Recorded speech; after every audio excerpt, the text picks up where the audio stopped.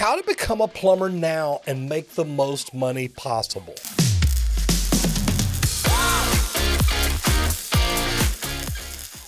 I'm going to show you the things that you can do to, number one, make the most money possible becoming a plumber, and I'm going to show you how to get started now.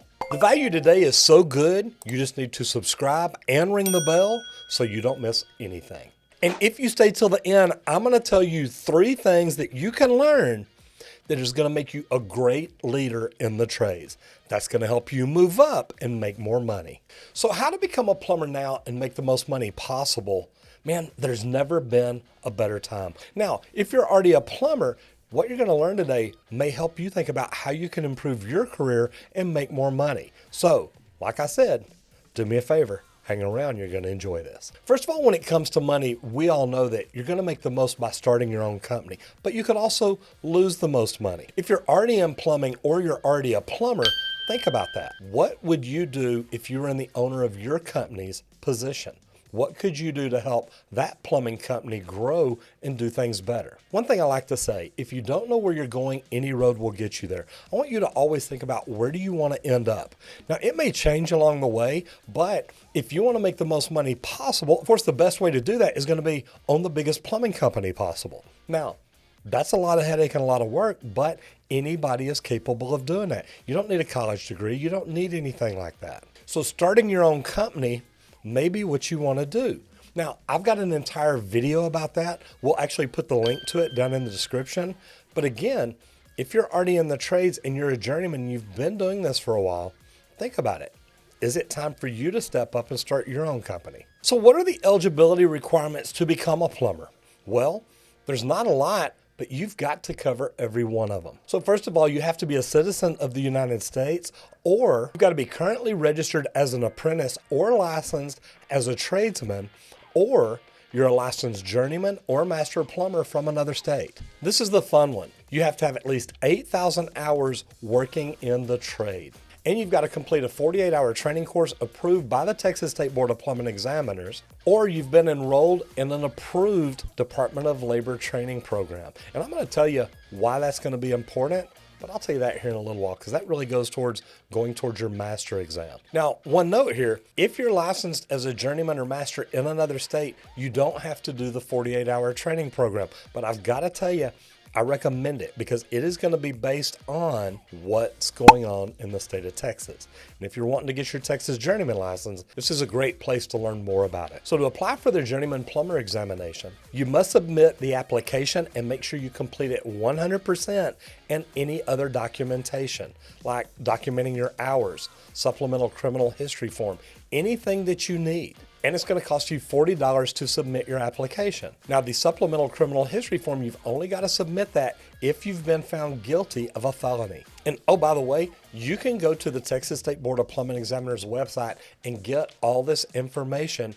Just click on the license type and journeyman exam. If you're just wanting to get started, click on the apprentice registration, or if you've done this for a while and you're thinking about getting your master's, click on the master plumbing license. How to apply to become a plumber is what we're going to talk about now. You've got to fill out the application, you've got to submit money, you've got to have all your additional documentation filled out to be submitted all at the same time.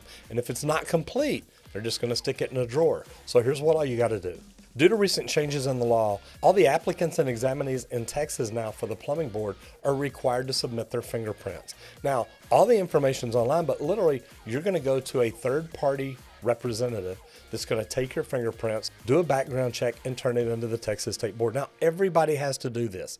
And this is good. It makes sure we're sending the right people out to people's houses and making sure that we keep the people of Texas much, much safer.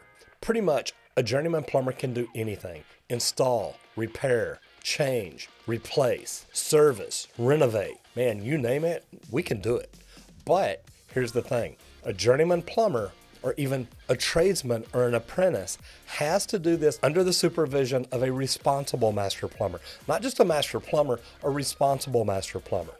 And if you're not sure if the company you're working for actually has a responsible master plumber, I recommend going to the Texas State Board of Plumbing Examiners website and check it out. Now let's talk about the possible endorsements. Even as a journeyman, there's endorsements that you can get that can actually help you make more money.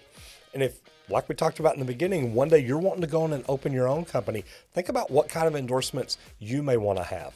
I'm one of the few master plumbers in Dallas that has a med gas, that owns a service company. So to be honest, if I wanted to, I can go out and work on med gas systems in dental offices or smaller doctor's offices that maybe these big companies that normally do med gas can't do.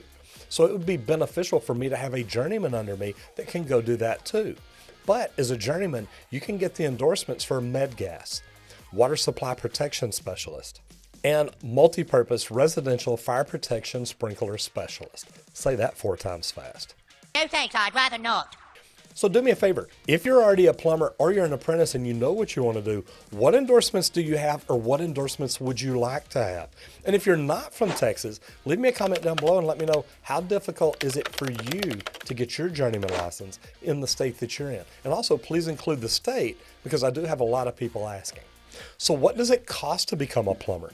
Well, we talked a while ago, you've got to send in $40 with your application fee just to get scheduled for the exam. $40, that's not very expensive. Your initial licensing fee, $40. The good thing is they've raised it, but it's not crazy. Your renewal fee is also $40. So for journeyman, $40 is the magic number. $40 for a license to make money as a trades professional is really a very low cost. Now, the other things too are, if you're a master plumber and you still have your journeyman, you only pay for your master renewal and your journeyman automatically renews.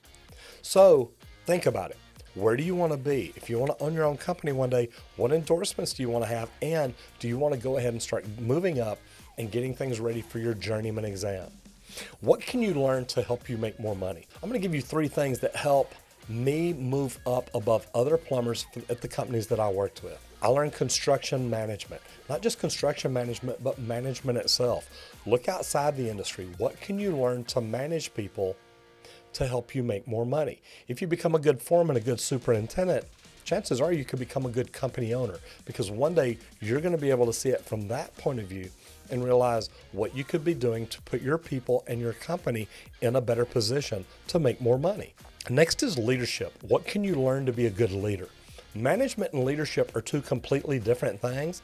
I highly recommend reading books like Michael Gerber's E-Myth, John Maxwell, Brendan Burchard. There's so many good books and good people out there that can teach you about becoming a good manager, a good leader, a good high performer. The last thing, sales.